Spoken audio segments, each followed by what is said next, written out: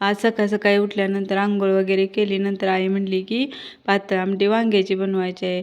आई म्हणजे चुलतीला मी आईच म्हणते. माझी जॉईंट फॅमिली आहे माहेरी. आई आणि भाऊच असतो गावी आणि मग सगळे सुट्टीला येतात. मग मस्त वाटतं सुट्टीला आले म्हणजे एकत्र असं छान वाटतं. म्हणून मग ती म्हणली वांग्याची आमटी बनवायची आहे. मी म्हटलं मी भरून बनवते आमटी. तर ती म्हणली तू बनव, मी चहा पिते आणि नाश्त्याची तयारी करते. मग मी वांगी भरून वगैरे घेतली, तोपर्यंत तिने नाश्त्याची तयारी केली.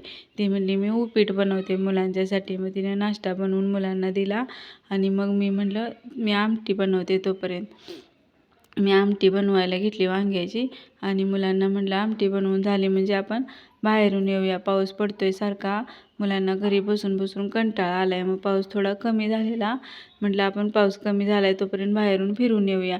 पटपट खावा तुम्ही. मग खाल्ल्यानंतर त्यांनी बाहेर निघालो आम्ही. आणि हे आमच्या इथं कुत्रा आहे बघा, आम्ही आल्यापासूनच यायला लागले.